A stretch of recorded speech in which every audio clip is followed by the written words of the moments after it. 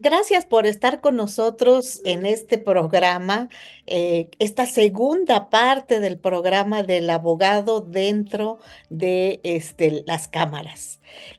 La verdad, fue un programa muy interesante, muy entretenido y quedaron muchas cosas en el tintero, por eso tenemos una segunda parte de este programa que magistralmente nos ha explicado y nos ha comentado este magnífico abogado que es Adrián Ojeda Cuevas, que ya hemos presentado y al que todos ustedes conocen perfectamente bien. Estamos muy contentos porque hoy vamos a hacerle muchas preguntas relacionadas precisamente con las historias reales que se cuentan en estas series de televisión, en el cine, bueno, finalmente donde entran en pugna dos derechos muy importantes, el derecho a la libertad de expresión y por otro lado el derecho a la privacidad. Estamos muy contentos de recibir nuevamente con nosotros a nuestro queridísimo amigo Adrián Ojeda. Gracias, Adrián, por estar con nosotros una vez más en este programa. Bienvenido.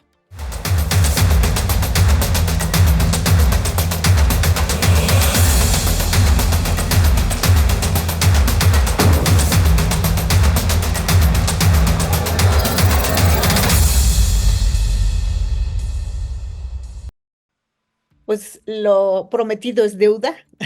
Como habíamos anunciado en ocasión anterior, pues hoy tenemos la segunda parte de este interesante programa, El abogado detrás de las cámaras, segunda parte, que bueno, magistralmente nos ha ilustrado nuestro queridísimo Adrián Ojeda Cuevas, experto en derecho al entretenimiento y que pues nos quedamos muy picados la ocasión anterior con una serie de interrogantes y de preguntas y de comentarios acerca de algún criterio de la Suprema Corte relacionado con esto.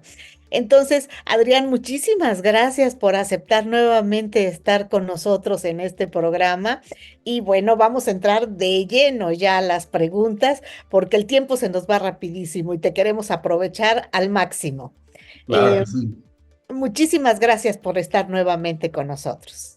Un honor, querida ministra, y más bien es doblemente honrado. Quiere decir que en la primera sesión resultó del interés tuyo, de la audiencia, y qué bueno que vamos a poder profundizar en los temas ahora de qué se puede y qué no se puede decir. Sí, a mí me parece importantísimo. En esto que tú nos haces, este primer planteamiento, qué se puede y qué no se puede decir, querido Adrián, ¿qué historias se pueden contar en cine y en televisión? Pues mira, ministra, justo ayer que se anunciaron las nominaciones a los Óscares para el año 2024. Hago la referencia al año porque posiblemente esto quede, esperemos que grabado en el acervo de la barra. Sorpresivamente, o no sorpresivamente, pero Netflix arrasó con 18 nominaciones, ¡Wow! seguido por Apple, la otra plataforma de streaming, con 13. Entonces, lo traigo a colación porque estas plataformas de streaming se han convertido en los principales generadores de contenido audiovisual en esta época que estamos viviendo. Y además, ya no nada más están generando cualquier tipo de contenido, sino por lo visto y en opinión de la Academia de Cine de Estados Unidos, algo de ese contenido es bueno. Y además de todo, recordemos, querida ministra, que las plataformas tienen acceso inmediato a los datos de sus usuarios, qué les gusta y qué no les gusta a los usuarios, y en base a eso es que deciden qué contenido es el que producen y cuál es el que suena a la plataforma y dónde lo van colocando. Y hago esta referencia porque fueron presentes las plataformas de streaming las que pusieron de moda estos productos audiovisuales o estas obras audiovisuales llamadas bioseries, docuseries y otros formatos en los que se utilizan historias reales, se toman historias reales y se llevan a la pantalla. Esto no es nuevo, ha existido siempre Sí, sí. en el cine, pero es que la proliferación de estos productos audiovisuales la trajeron los streamers. Y por eso es que vemos que Sí. al principio aparece la leyenda basada en hechos reales. En hecho, eso te iba a decir, tú buscas alguna película, alguna serie en alguna de estas plataformas y te sale el anuncio, que si quieres algo de acción, esto que era muy común, pero ahora hay una específica basadas en hechos reales. Eso es totalmente cierto. Sí, sí. Y Y eso entonces, le gusta a los usuarios. Le gusta ver que lo que aparece en pantalla realmente existió, no es producto de la ficción.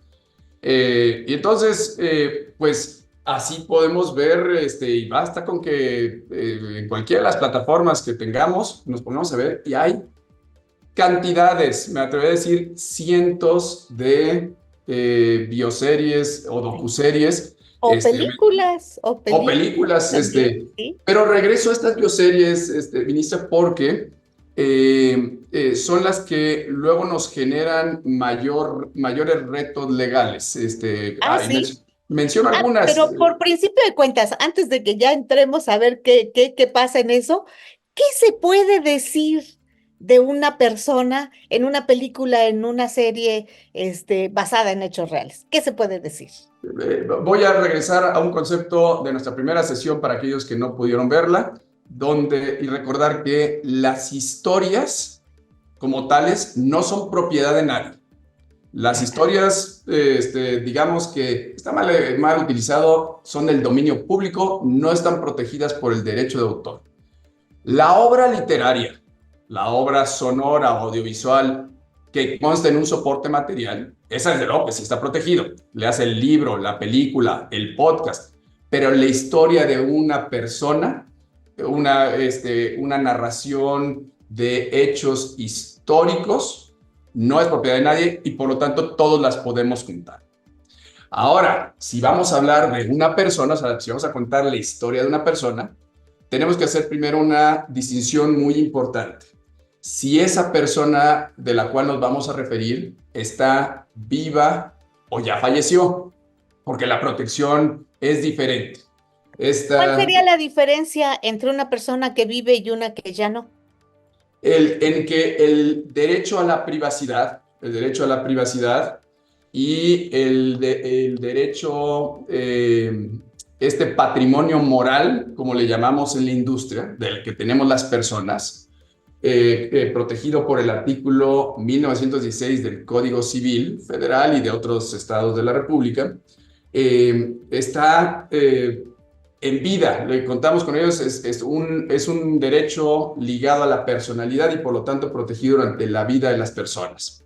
No es claro, o sea, no vamos a encontrar ni en el Código Civil, en ningún lado es un artículo que diga, esto solamente es durante la vida, pero es una interpretación, yo creo que muy clara y muy sólida, porque recordarás, ministra, que las acciones de daño moral solamente se pueden intentar por aquella persona que se ve afectada durante su vida.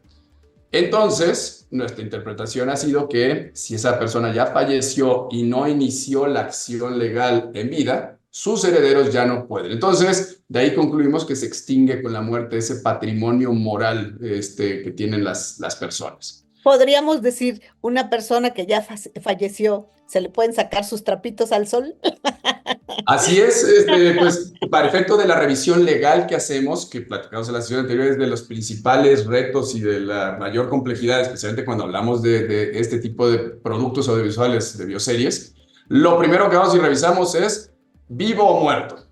Y, Ah, ah, déjeme decirlo así, mister, si ya falleció, ya nos empezamos todos a relajar porque empezamos a tener muchas más libertades creativas porque ese patrimonio moral ya no existe. Entonces, esa primera revisión. Los retos los encontramos cuando está viva la persona a la que vamos a hablar. y Y de ahí ahí, ¿sí? ahí sí se complica, porque aquí sí tenemos una protección a la privacidad de las personas.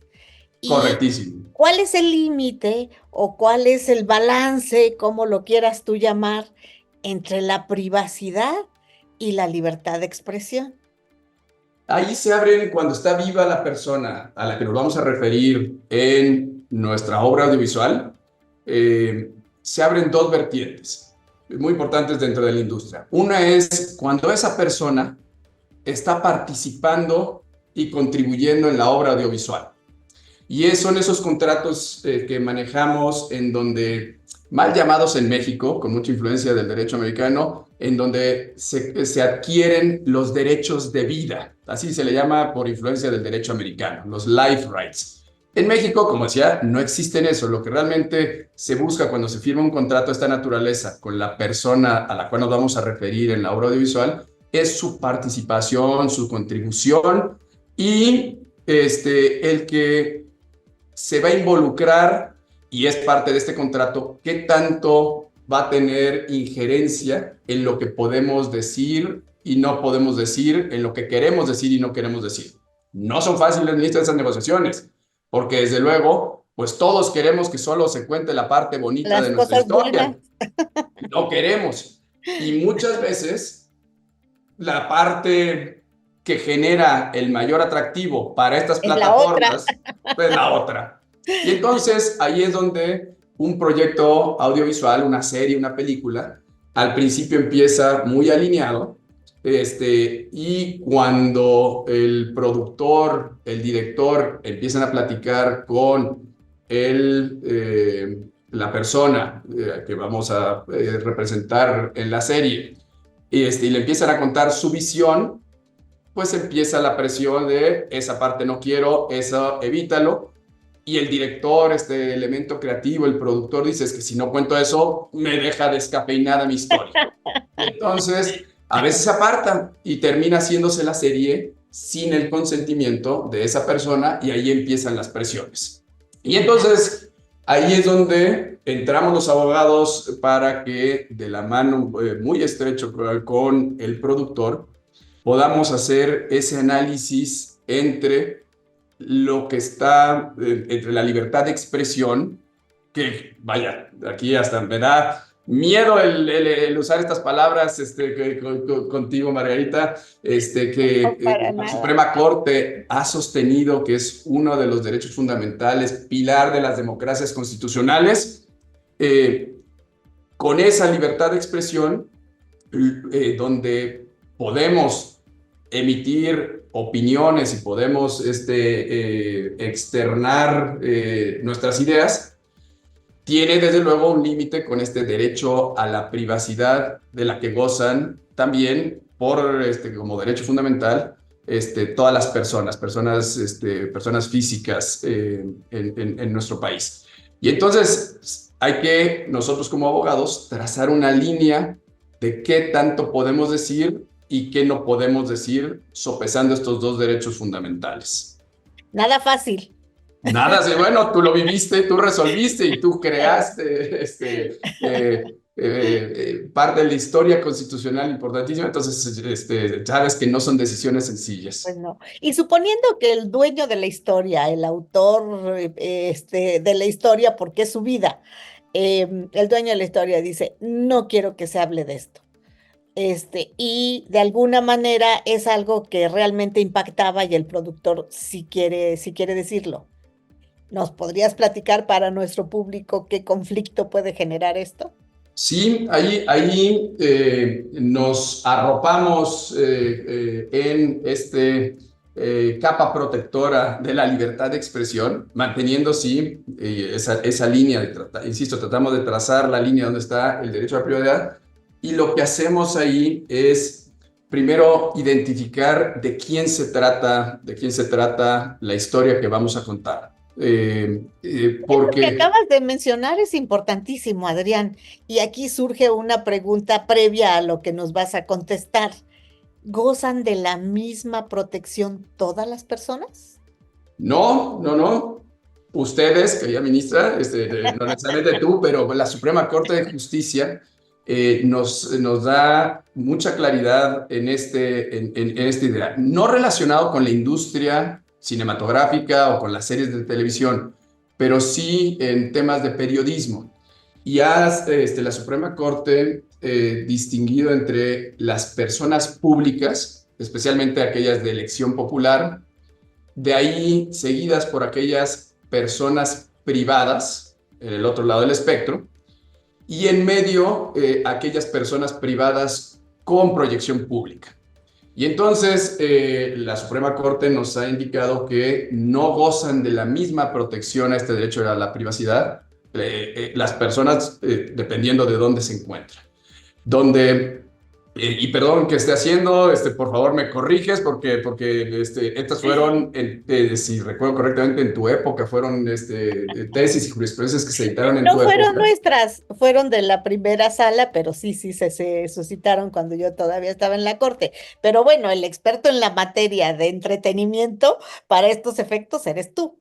Y hacemos nosotros una lectura y una interpretación, lo llevamos a la práctica, y entonces esas tesis, esas jurisprudencias nos han indicado que cuando hablamos de personas públicas, especialmente de elección popular, como hacen un uso de manejo de recursos públicos y viven de recursos públicos, pues su derecho a la privacidad realmente es muy limitado, donde prácticamente podemos decir cualquier cosa de ellos. Por el otro lado están las personas privadas, en donde no podemos cruzar esa línea. Y en el Inter está como si fuera el velocímetro de los coches antiguos, se mueve de un lado a otro, dependiendo qué tanta proyección pública tenga una persona. Y ahí entran los artistas y deportistas profesionales, donde empiezan ya a tener una clara proyección pública por sus actividades profesionales. Pero hay otras personas, estos famosos influencers, que ellos voluntariamente tienen una vida pública en redes sociales y dicen todo de sus vidas. Tú lo has visto, qué comen, qué Sí. desayunan, qué les gusta, qué no les gusta. Y entonces va reduciendo por decisión de ellos, no tanto por su actividad, sino por su propia voluntad, va disminuyendo el derecho a la privacidad. Y de ahí me parece que correctamente hemos identificado nosotros en ese rango tripartito, públicos, privados, con proyección pública, adicionamos uno con mayor rango de protección, que es el de los menores de edad y las víctimas de algún tipo de delito. Los menores de edad, por ese principio protector del menor que busca favorecer a la protección del menor, y las víctimas con el fin de evitar que a través de nuestra serie, de nuestra película, vuelvan sean Se revictimizadas. revictimicen. Es Ujú. correcto, vuelvan a sufrir eso, ellas, ellos o sus familiares o personas cercanas. Entonces las pusimos todavía en un rango de súper protección y somos muy cuidadosos, y debe de serlo todo el asesor legal de las producciones audiovisuales cuando esté hablando de menores y víctimas. Así que así está más o menos arcoíris, le llamamos porque lo hicimos así a forma de arcoíris, en el velocímetro de derecho a la privacidad, cómo separamos a las personas.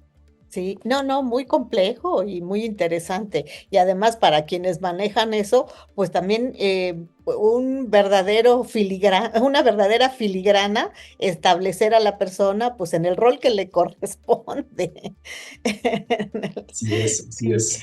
Hay una tesis de jurisprudencia que habíamos mencionado en el capítulo anterior, muy importante sobre libertad de expresión que emitió también la primera sala, y que está muy relacionado con todo esto. Recordarás muy bien que en esta tesis, pues finalmente a lo que se refiere es a la difusión, pues de cuestiones que pueden ser falsas y que al final de cuentas, puede saberse que son falsas y no obstante esto se difunden o se hace con la intención de dañar. ¿Cuál es tu opinión respecto de esta jurisprudencia y cuál es la aplicación práctica ya en el campo prácticamente del entretenimiento? Sí, lo mencionábamos nuestra sesión anterior, es la jurisprudencia 80 diagonal 2019, que sí fue para nosotros, para la industria y para nosotros como asesores legales, un parteaguas, porque nos dio mucha claridad en qué podíamos decir y qué deberíamos cumplir para evitar responsabilidad a ese Sí, comunicador, como lo son los cineastas, como lo son las los plataformas, como lo son productores, los sobre todo, productores sí. de estas películas, series de televisión o documentales. Esta jurisprudencia lo que establece es que habrá responsabilidad para una persona que comunica una idea o una opinión respecto de otra persona cuando exista malicia efectiva. Ese concepto de malicia efectiva nos lo desarrolla muy claramente y nos dice esta jurisprudencia que si alguien va a emitir una opinión, o regreso, quito lo de la opinión, me voy a nuestra industria. Si alguien va a contar una historia de interés público, es el primer requisito que se establece ahí, de interés público, eh, no habrá responsabilidad si resulta falsa la información o la historia que está contando, no habrá responsabilidad, aunque resulte falsas, salvo que se cumplan dos requisitos, o más bien, salvo que ocurran dos situaciones. Uno, que el productor de esa serie o de esa película tenía conocimiento, lo hizo a sabiendas de que la información era falsa, primer requisito. Y el segundo, que el estándar quedó altísimo, querida ministra, es que ese productor lo haga con la intención de dañar. Entonces, lo traduzco. No solamente es que yo, como productor de una serie, salga a hablar de una persona, sino que además lo haga sabiendo que la información que voy a contar, que me conste que es falsa, y todavía adicional a eso, lo haga yo con la intención, con ese elemento subjetivo de dañarlo. O sea, inventar algo respecto de la historia de una persona que evidentemente lo va a dejar muy mal parado. Corrígeme si me equivoco, Margarita, pero no nada más es que lo va a dejar mal Y que parado, lo sino hago que con intención de hacerlo. eso, que me va a tener que mostrar ese funcionario público, ese artista, ese deportista, que lo hice con la intención de dañarlo. Y la verdad es que ahí nos sentimos cómodos Estamos porque hablando de dolo, ¿no? Ahí ya. es correcto, es correcto. La intención de Netflix, de Apple, Amazon es entretener. Entonces, Y no es vender, dañar, vender es su serie. entretener, es tener más suscriptores. Para ellos es un negocio. Entonces, la verdad es que creemos que pasado esto por el filtro de nuestros tribunales, incluyendo nuestro máximo tribunal, va a ser, en nuestra opinión, imposible, y si no imposible, mucho, muy difícil, que a una de estas plataformas, productores de cine, cineastas, se acredite este elemento subjetivo, la intención de dañar. Y entonces, pues sí, este manto, esta capa protectora de la libertad de expresión, con este criterio de la malicia efectiva de la jurisprudencia 80-2019, pues nos da mucha flexibilidad, mucha comodidad para poder palomear y decir que aparezca en escena, que aparezca en escena. ¿Y cómo se traduce todo esto ya en el día a día, Melissa? Lo que les pedimos a nuestros clientes, a los productores, es que, no obstante que el estándar, insisto, quedó muy alto y nos sentimos cómodos con él, sí que se haga un trabajo de investigación razonable, porque es otra de las tesis de la Corte, así lo pide, que sea razonable de acuerdo con los medios disponibles para el comunicador. Entonces, de acuerdo con, no es lo mismo aquel productor de una película que está solicitando, y ahorita es la temporada de aplicación al EFICINE, a este incentivo fiscal para producir su película, que está rascando los fondos para poder hacerla, a estas otras plataformas que hemos platicado Claro. que tienen mucho más recursos. Entonces, dependiendo del tipo de productor y del presupuesto que tenemos para ese proyecto, es la profundidad de la investigación que se tiene que hacer. Y les pedimos que lo que se vaya a firmar de esa persona viva, de lo cual vamos a hablar de este campo público, de esta proyección pública o totalmente pública, que tenga un soporte documental sólido. ¿Qué significa esto? Artículos de revista, artículos Claro. periodísticos, libros, otras obras audiovisuales, entrevistas de radio, etcétera, para que el día de mañana soportemos que hicimos una labor seria para que lo que estamos manifestando, pues partimos de otras opiniones, y que no estamos nosotros inventándolo falsamente. ¿El testimonio de otras personas también lo toman como, Sí, como parte de la documentación de la información?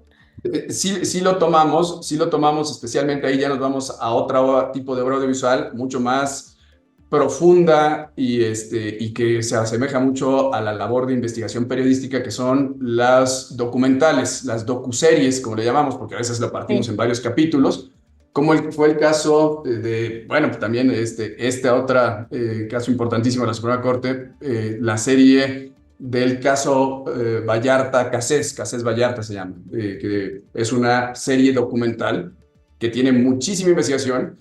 Y sí, ahí hay una serie de entrevistas de muchísimas personas, desde el presidente de Francia, el expresidente de la Corte, el ministro Saldívar, en donde pues emiten opiniones, y esas opiniones son parte de los recursos de los que se allega a la producción para soportar su tesis que trata de reflejar en la serie, si es que se fuera el caso.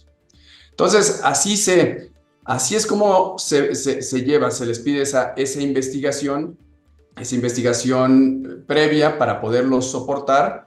Y, insisto, no nos ha tocado ver no, ver ni claro ni no claro, un interés de carácter político, de voy a Sí, sacar esta serie de para malicia.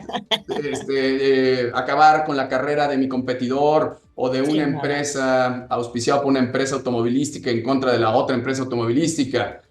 No hemos intervenido en ella, y creo que en su momento lo detectaríamos, y ahí sí pudiera ser que si una empresa está fondeando, invirtiendo, auspiciando la creación de una serie que va a hablar mal de su otra empresa, y se está inventando la información falsa, bueno, a lo mejor ahí sí se podría acreditar este elemento subjetivo de querer dañar a la competencia, pero no nos ha tocado. Hasta ahorita son estas historias de interés público en donde se soportan con la investigación Y con y eso, tiene un interés de difusión, de que se conozcan estas historias, y que también hay un elemento comercial, haya más suscriptores que vayan a la plataforma. claro. Adrián, estamos llegando al final de nuestro programa que se nos va como agua contigo, de veras, hay tantas cosas que comentar. Estamos, si en un minuto me puedes contestar para dar paso a tu mensaje final después, si nos puedes decir cuáles son los parámetros para el uso de marcas, uniformes o siglas en una producción, así rápidamente, porque ya se nos acabó el tiempo. Este es un poquito más sencillo, ministra. Entonces, la aparición de marcas, porque también es pregunta frecuente de amigos y de clientes, es ¿qué marcas pueden aparecer? ¿Por qué a veces sí aparecen? ¿Por qué a veces las borran? ¿Por qué a veces en lugar de que aparezca la manzanita, aparece, le ponen una pera? La regla es realmente fácil.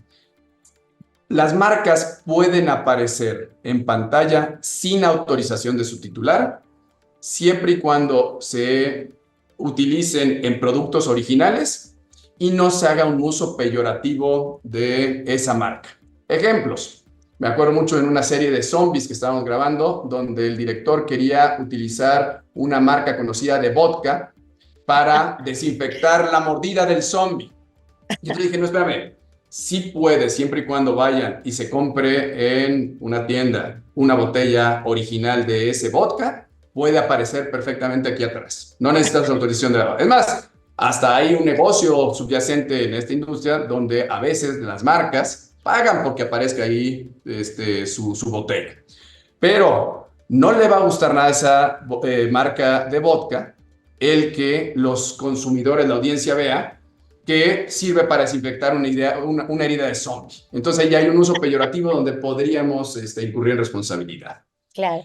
En el tema de uniformes, también hay guía muy clara por parte de los tribunales federales y de la Corte, donde nos dice que siempre y cuando no utilicen los uniformes para tratar de suplantar las funciones y tomar un beneficio por el uso de las funciones de esos uniformados, llámese policía, militares, marina, no habría una responsabilidad penal por esa suplantación o uso de uniformes. Sin Ajá. embargo, también nos hemos topado, de manera muy extraña, muchas, bueno, no muchas, algunas dependencias tienen registradas sus marcas, Ah, sus sí. siglas, como marca, donde uno diría, pero no, la marca tiene otra connotación. Entonces hacemos esa revisión también para que si es una marca registrada, no vaya a aparecer en la publicidad, en estos famosos trailers o en los pósters que se ponen para promocionar la película, porque aunque podríamos quizá anular esa marca, la verdad es que la filosofía de los productores, exhibidores, es queremos hacer productos, sí, dependiendo del tipo de producción, muy apegados a la realidad, pero no queremos problemas. Y si ya Claro. la PGR en su época registró la marca como marca, ¿para qué nos ¿Para qué metemos nos en problemas? metemos? Claro. Entonces, más o menos esa es una respuesta súper No, pues, abreviada del tema de no, marcas. te lo agradezco, porque sí creo que es una respuesta muy importante y bueno, desafortunadamente hemos llegado al final del programa, Adrián, te juro que podríamos haber hecho una serie, una serie con todas estas preguntas, pero bueno, yo te agradezco muchísimo que hayas aceptado en esta segunda ocasión, porque como verás, aún ahorita quedaron muchas cosas en el tintero, pero bueno. Sí, para mí es muy importante lo que hemos platicado y en un mundo en el que todos estamos inmersos, porque yo creo que no hay quien no acuda al mundo del entretenimiento. Entonces, muchísimas gracias por habernos comentado todo esto que se nos parece pues tan común, tan cotidiano, pero al mismo tiempo pues que tiene todo un trabajo legal detrás que uno no necesariamente se imagina cuando ve una película o una serie. Muchísimas gracias, Adrián. Y antes de despedirte, por favor, rapidísimo, un mensaje para nuestro público televidente. Muchas gracias, Margarita. Pues el mensaje final sería con una invitación otra vez a toda nuestra audiencia de que hay grandes oportunidades en esta industria. No se tiene que haber estudiado 20 años en materia de propiedad intelectual. Sí se tiene que estudiar. Invitarlos, acérquense a la industria, fomentemos el crecimiento ordenado de la industria y para eso los abogados somos una parte fundamental. Y creo que al igual que mi historia cuando la contamos en nuestro capítulo anterior, está abierta la posibilidad y la oportunidad para que muchos más abogadas y abogados se involucren en esta apasionante industria del entretenimiento. Muchísimas gracias, Adrián. Ha sido de veras un placer escucharte, pero sobre todo esta parte desconocida de algo que vivimos cotidianamente, pero que no lo tenemos tan preciso. Muchísimas gracias por tus comentarios, muchísimas gracias por tu tiempo en dos ocasiones y te estamos muy agradecidos por haber estado con nosotros en el programa. Mil gracias. Un honor, ministra. Muchas gracias.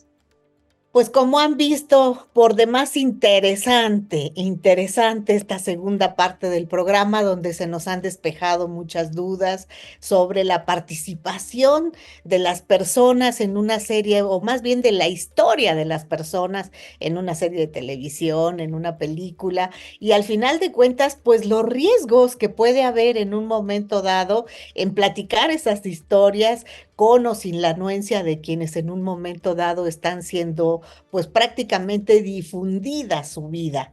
Es por demás interesante y sobre todo pues saber todo lo que implica el trabajo legal detrás de las cámaras que no siempre llegamos a tomar en consideración cuando estábamos viendo una serie de esta naturaleza, y que hoy claramente han quedado pues platicadas, entendidas, explicadas por nuestro muy querido amigo Adrián Ojeda. Adrián, muchísimas gracias. De veras, para nosotros es importantísimo porque precisamente el cine, las series, el entretenimiento son parte importante de nuestra cultura. Es algo que cotidianamente estamos metidos en ellas y que no nos percatamos de todo el trabajo que los abogados que como tú se se dedican a ella hacen detrás de las cámaras para poder llevarnos todo este entretenimiento. Muchísimas, muchísimas gracias.